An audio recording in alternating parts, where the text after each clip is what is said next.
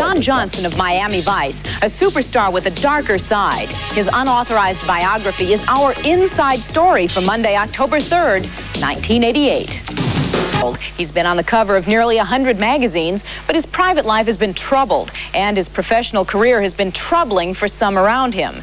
The two sides of Don Johnson. Today's inside story reported by Mary Murphy. He is the sex symbol who charmed Barbra Streisand. A hip TV cop who changed the way American men dress and shave. A singer whose debut album was blasted by critics but sold 1 million copies. His romps with women are legendary. He claims to have bedded thousands. He posed nude in Playboy with then-wife Melanie Griffith and had a child out of wedlock with actress Patty Darbenville. In Hollywood circles, he is described by one producer as an actor with a 12-foot ego out of control. An executive on the tightly closed set of Miami Vice demands close-ups of himself in virtually every scene, insists scripts be rewritten to suit his whims, and sulks when he doesn't get his way. He has the biggest trailer. He has the biggest everything. Don made himself the real star of that show. A former member of the Miami Vice crew says people are afraid of Johnson's power. They don't want to cross him for fear of losing their jobs. An NBC insider told us he's becoming increasingly more difficult to work with. Johnson's bad boy image has been with him most of his career. He has revealed some details of a past filled with sex, alcohol, and drugs, even heroin. His sister knows the drug side of Johnson firsthand. He gave me my first joint. How old were you? On my 18th birthday. I remember it like it was yesterday. I did the first cocaine I had ever done with my brother. Don has talked about taking drugs, but he's never talked about dealing drugs. But you have talked about that. Who did he deal to? Other stars, other celebrities. Other people that were on his same peer level, young actors, actresses, even some well-known ones. You took care of him all through his drug phase. And what was that like? He was the nightmare. I was just living it with him because I love him so much. But I worried every day for 10 years of my life, at least, never knowing if they were going to call if my brother was dead or if he wasn't.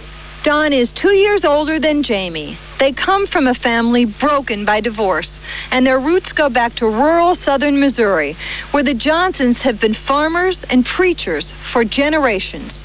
This is the house where Don Johnson was born. It's a place where people are not ashamed to call themselves hillbillies, and it's about as far away from Hollywood as you can get. Their Uncle J.C. is one of the 70 Johnsons who still lives near Crane, Missouri. His mother wasn't particularly what I thought a mother should be. She was having an alcohol problem, and a lot of times Don was just there, loose to do what he wanted to do. We had parents that were fairly strict, and we did get swatted and stuff. I mean, now they call it child abuse. Don brags to have had sex with a 17-year-old babysitter when he was only 12, and he was once arrested as a juvenile for stealing a car.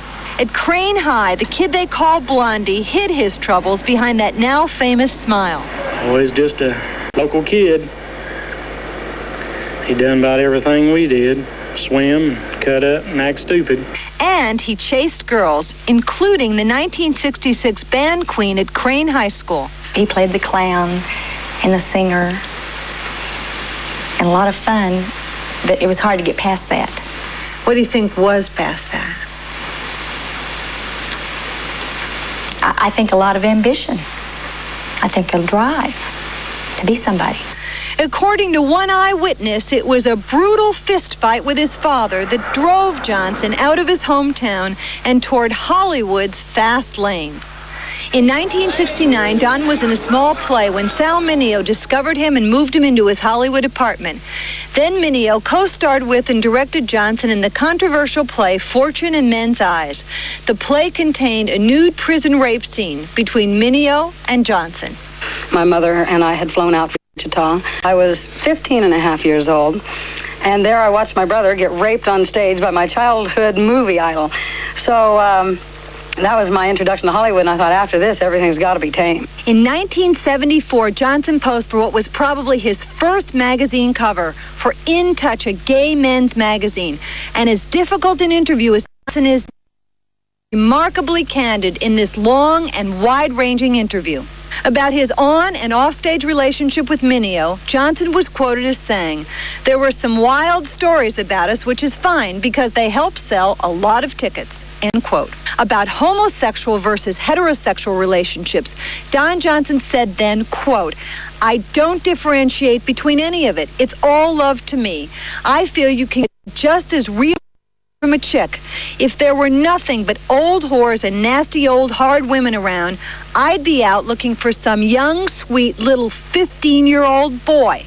Johnson went on to say that at that point in 1974, quote, "I've got a young, sweet little girl, and that's enough for me right now." Even in those days, Johnson was a hard-working actor doing what he had to do, making breaks for himself. Jamie is still waiting for her big break. The brother she nurtured has cut her out of his life.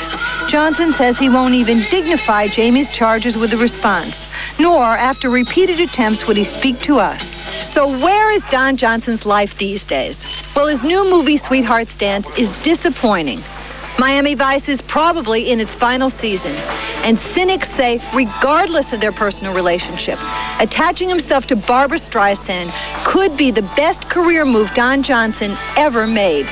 Mary Murphy, Entertainment Tonight.